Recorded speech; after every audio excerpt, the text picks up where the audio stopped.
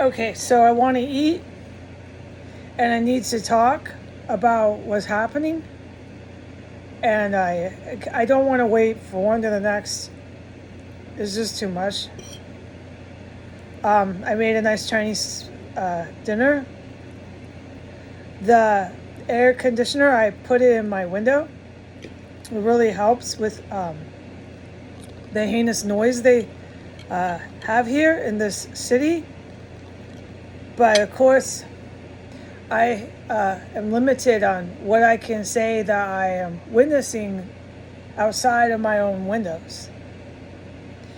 I am clear to say that they are gathered in one of these yards yelling to the top of their lungs, and same thing, ha ha ha, on a lot of crack or whatever it is, the crystal fentanyl here. And feeling good, and I look so fucking horrible. I'm going to try to take a bite of food and not get too caught up in that.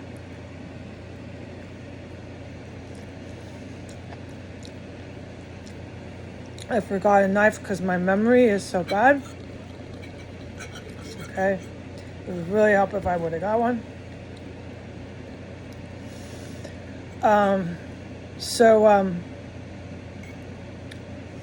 My degree is in criminal justice.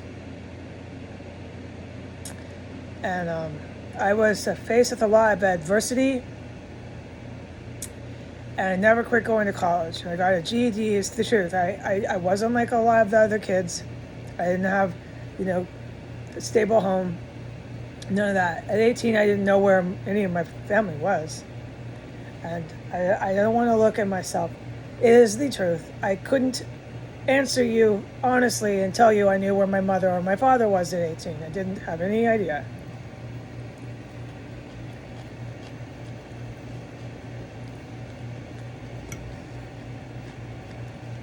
I take really big bites of food here.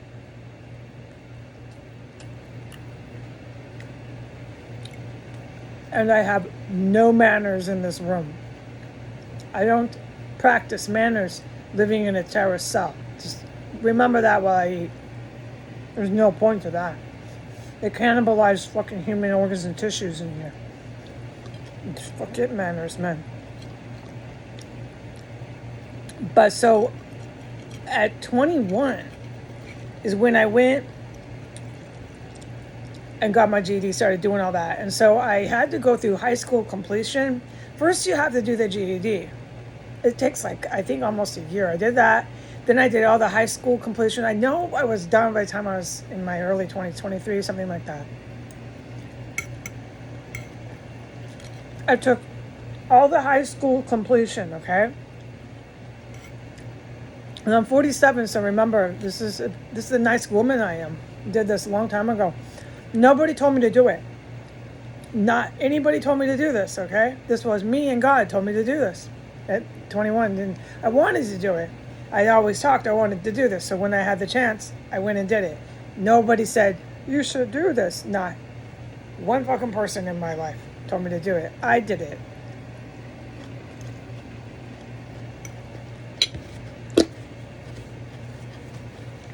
It's the kind of person I am. I always have been. I wasn't a prostitute girl. I wasn't into that. I didn't want that. I wanted a boyfriend. I've said this a million times.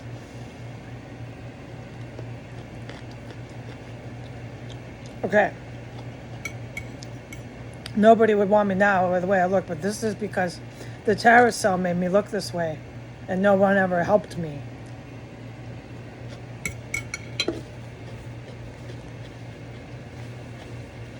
So I'm really upset tonight. Because I went through all this high school completion, GED, then I went through all these college classes. I had to catch up with everything that everybody else got to do because they had parents. You can't get mad at them. How can you get mad at somebody who has parents? I mean, that's misdirecting your anger. It really is. I used to be really upset about a lot of things like that. Jealous, angry, sad, all the feelings, of grief.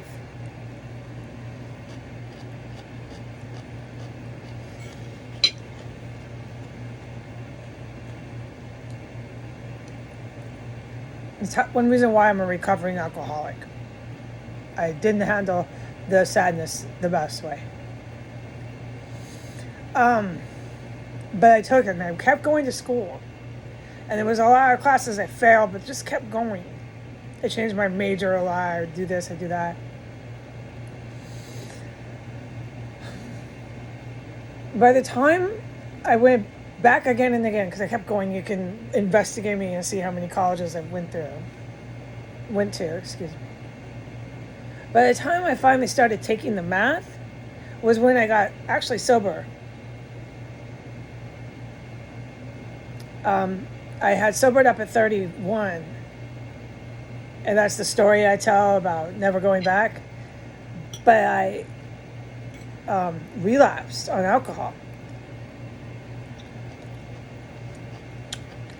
which was my main problem all my life. I didn't have really hard drug problems all my life.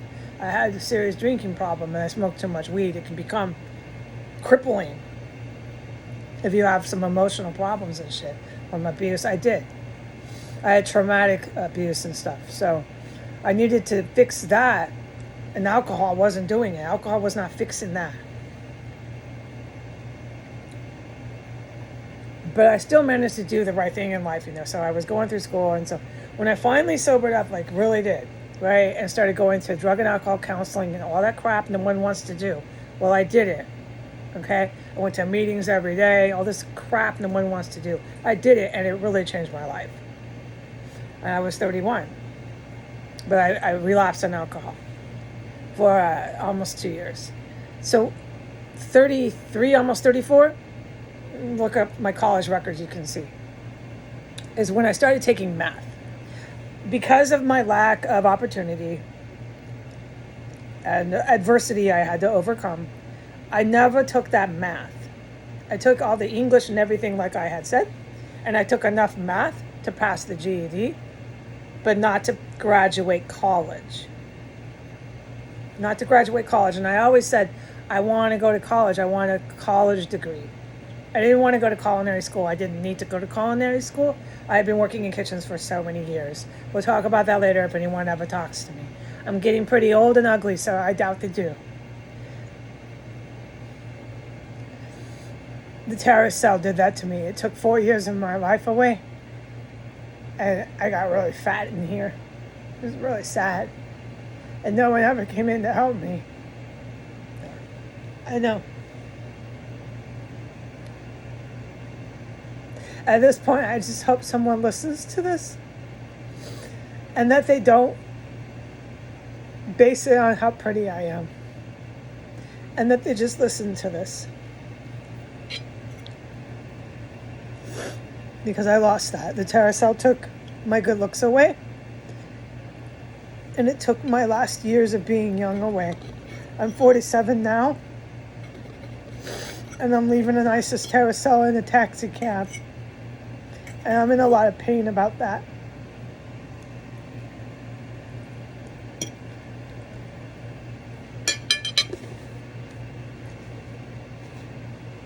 Okay, so I started taking the math in New York City at 34. And I didn't do so well because I had zero education, formal, proper in math. So to take a semester of math and think you're going to pass that, if you're a student like I was, with my history, is not going to be possible, okay? You're going to have to keep going to that same class until you finally pass it.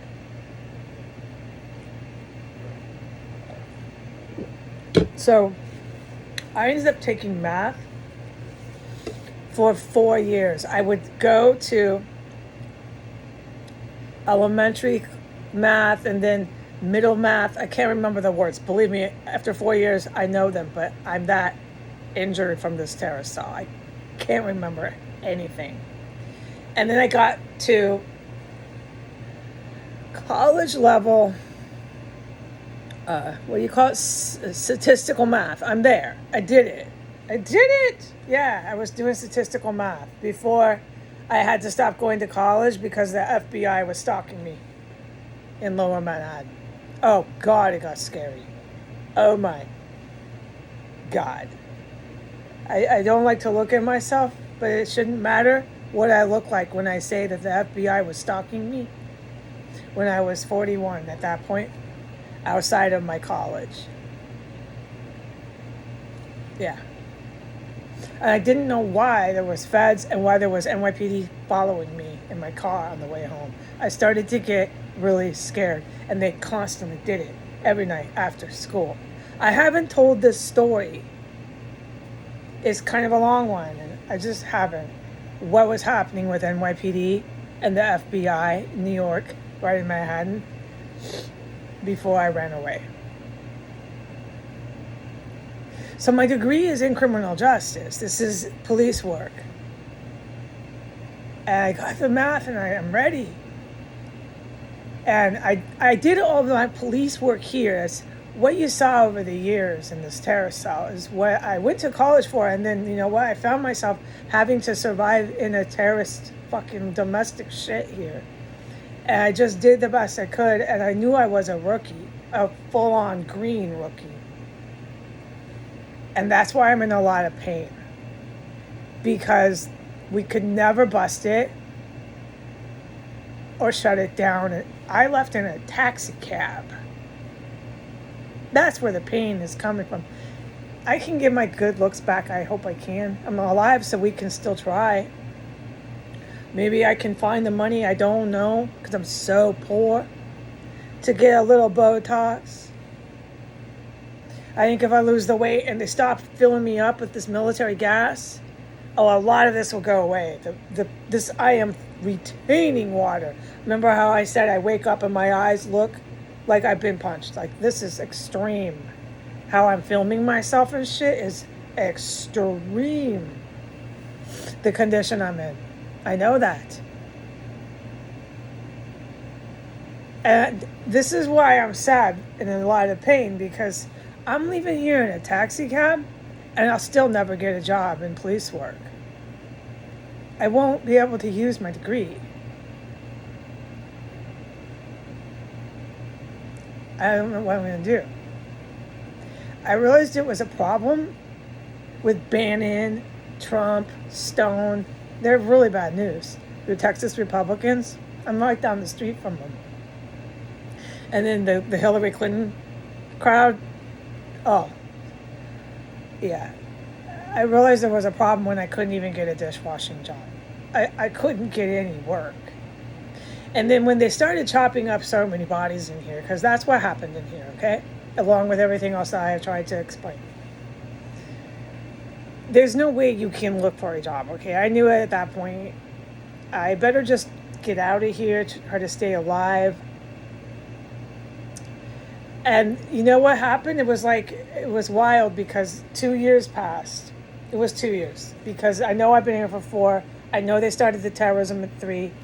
But if you were on the account that got shut down, you'd see I was trying to get out of here. Oh, for like almost a year, I was trying to get out of here and get a job while they were dismembering bodies. I was desperate. I did everything I possibly could. I ended up being trapped here for the final 2 years. I couldn't get out. No one would rent to me. I couldn't get a job to save my life. I still kept trying, even though I was being refused dishwashing jobs. I will tell this story when I get out of here and my mind is clear, okay? Because it's so noisy here and so fucking repulsive, this city, that they have a terror cell that they refuse to let get searched and seized. They won't let it happen. I'm the fucking witness sitting in a skeleton fucking place. There is so much shit happening in here just tonight that I can't talk about. I don't know why, but I guess to live through it so that I can get out in a taxi cab. I guess that's why. I thought, because the good guys are coming. No, they're not coming. Something really bad has happened and they can't get in. There's no agents coming. There's no raid with helicopters, and none of it's coming. And that's why I'm really, really upset. So I leave here. I can't get a job in the field of study that I devoted my college degree to. They will not hire me in law enforcement, okay? My eyes look horrible. I'm banned from law enforcement, and I know that.